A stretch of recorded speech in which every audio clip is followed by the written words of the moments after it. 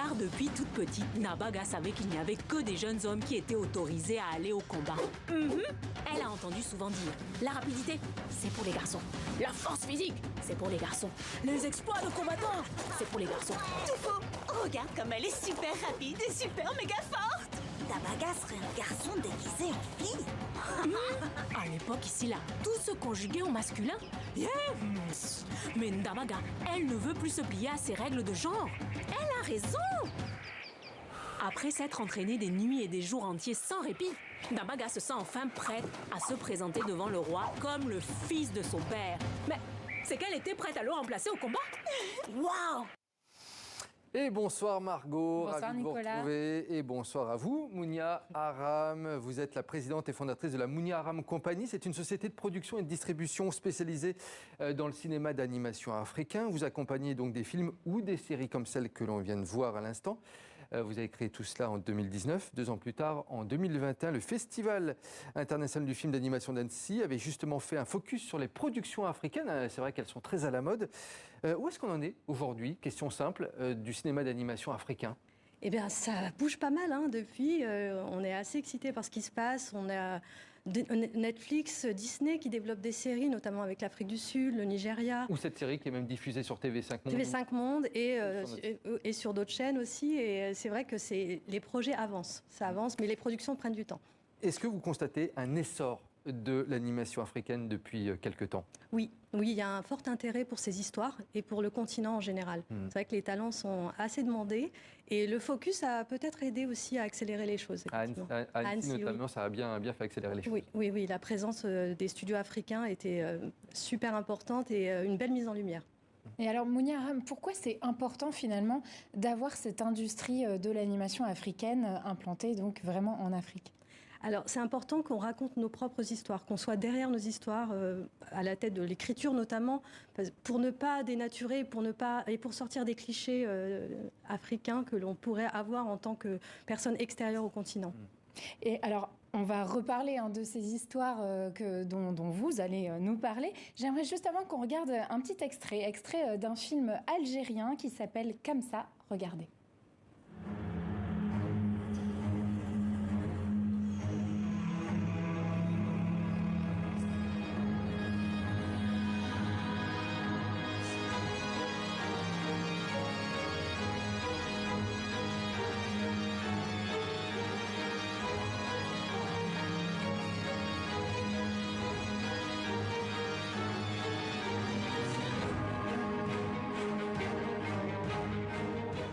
Très beau film que Kamsa.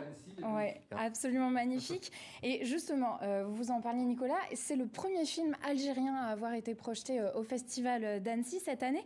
Mounia Aram, vous avez décidé d'ouvrir l'année prochaine, normalement, un studio d'animation à Agadir, au Maroc.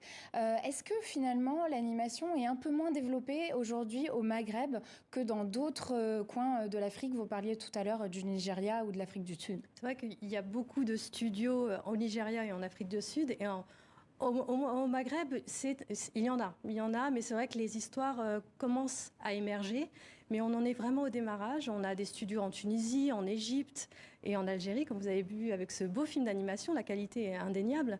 Et au Maroc, on a aussi des studios d'animation, à Casablanca notamment. Et les projets vont voir le jour à la rentrée sur les chaînes nationales. Et alors vous, en même temps que ce studio, vous allez aussi essayer d'ouvrir un centre de formation. Finalement, la formation, c'est quoi? C'est le nerf de la guerre quand on veut développer une industrie conséquente?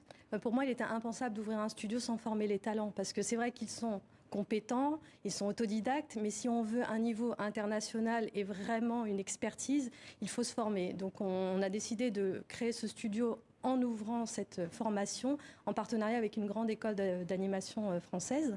Et ils acquerront les compétences qui sont demandées à l'international. Il y a une demande, il y a un vivier actuellement en Afrique du Nord, au Maroc notamment? Ah oui. Moi, je les ai trouvés sur les réseaux sociaux où ils sont très présents. Et c'est vrai qu'il y a un vivier de talent qui est très demandeur et francophone, anglophone. Chez les garçons et chez les filles? Chez les garçons et chez les filles. Bon, ça c'est une bonne nouvelle. Parce que ça aussi, oui, on sait que c'est parfois un peu difficile d'avoir une représentation féminine dans cette industrie. Étant une femme, je pense qu'il y a beaucoup de femmes qui viennent s'adresser à moi et c'est vrai qu'elles sont hyper impressionnantes de compétences et de qualités. Elles ont beaucoup d'histoires à raconter, c'est vrai. Alors justement, ces histoires, on a vu tout à l'heure un extrait des Palimpsestes qui racontait donc l'histoire d'une grande figure héroïque rwandaise.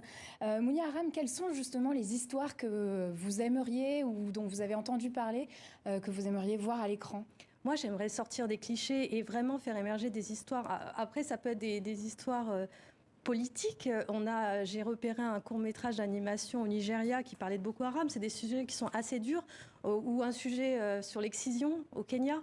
C'est vrai que c'est pas super évident, mais c'est des sujets qu'il faut, pour leur part, exorciser et dévoiler au grand public. Mais aussi, on a des super-héros, des super-héroïnes qu'on a envie de dévoiler et que les Africains et les non-Africains puissent s'identifier à ces héros africains qu'on aimerait voir diffusés partout dans le monde. Et on suivra ça, Mounia Aram. Une dernière question très rapide, il nous reste 5 secondes. La prochaine étape, c'est au mois d'octobre, novembre, pour l'ouverture de votre studio ? Janvier. 2023. On vous réinvitera en janvier 2023 pour que vous nous racontiez le début de cette aventure. Vous viendrez à Agadir.